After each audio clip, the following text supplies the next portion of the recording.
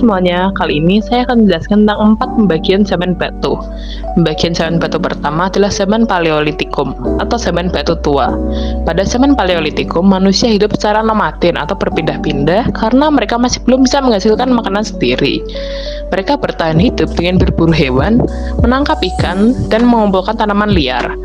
Alat yang digunakan pun masih terbilang sangat sederhana dan kasar, karena dibuat dengan cara mukul batu hingga sisi membentuk tajam. Alat utama yang digunakan adalah kapak genggam, alat serpih, dan chopper. Pada masa ini juga sudah muncul lukisan-lukisan gua yang menggambarkan hewan-hewan buruan, menunjukkan bahwa mereka memiliki nilai seni dan kemampuan ritual yang sederhana.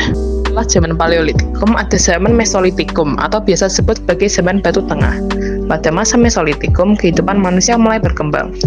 Mereka mulai hidup setengah menetap di tepi pantai, sungai, atau danau supaya mudah mendapatkan air dan makanan. Mereka telah membuat alat yang lebih halus, seperti mikrolit, yaitu alat batu kecil untuk berburu. Bukti kehidupan mereka banyak temukan dalam bentuk kejok Modinger, yaitu tumpukan kulit kerang sisa makanan. Oh, kulit kerang ajaib. Apa yang harus kami lakukan supaya bisa keluar dari hutan ini?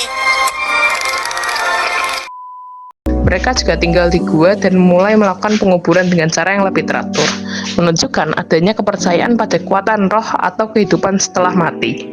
Setelah zaman Mesolitikum, ada zaman Neolitikum, atau bisa disebut sebagai zaman batu muda.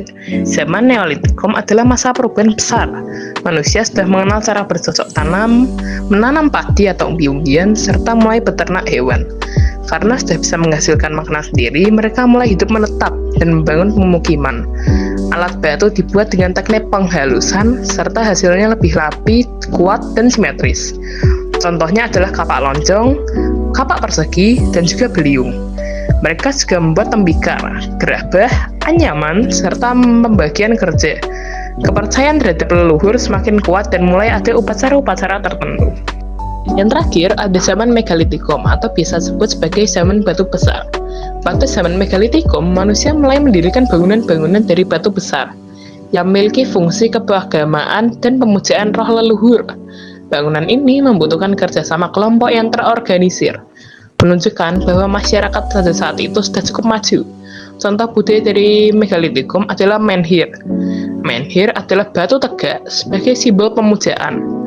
Dan lalu ada dolmen. Dolmen merupakan meja batu tempat persembahan. Lalu ada sarkofagus. Sarkofagus adalah peti batu untuk dikubur. Dan punden berundak adalah bangunan bertingkat yang menjadi awal perkembangan candi sampai sekarang. Masa ini menunjukkan bahwa manusia sudah memiliki kehidupan sosial yang kuat dan kepercayaan spiritual yang jelas. Lalu ada zaman logam. Zaman logam sendiri terbagi menjadi 3 zaman. Yang pertama ada zaman besi, tembaga, dan perunggu. Tapi yang akan saya bahas kali ini adalah zaman perunggu serta besi. Zaman perunggu adalah masa ketika manusia mulai mencampur logam, tembaga, dan timah untuk menghasilkan perunggu. Perunggu lebih kuat dari tembaga, sehingga alat dan senjata menjadi lebih tahan lama. Pada masa ini, teknik pembuatan logam sudah berkembang. Misalnya teknik tuang, yaitu menuangkan logam cair ke dalam cetakan. Manusia membuat berbagai benda seperti kapak corong, bendana perunggu, nerkara, dan perhiasan. Selain alat, masyarakat juga mulai hidup lebih teratur dan mengenal pembagian kerja, karena proses pembuatan logam membutuhkan keahlian khusus. Kehidupan sosial dan upacara keagamaan semakin maju, terlihat dari benda-benda perunggu yang sering digunakan dalam ritual. Zaman perunggu adalah ada zaman besi. Zaman besi muncul setelah zaman perunggu. Pada masa ini, manusia sudah mampu mengolah besi dengan cara memanaskan dan menempa logam hingga kuat. Besi lebih keras dan lebih murah dibandingkan perunggu, sehingga alat senjata dan perkakas yang dibuat menjadi lebih efektif dan banyak digunakan.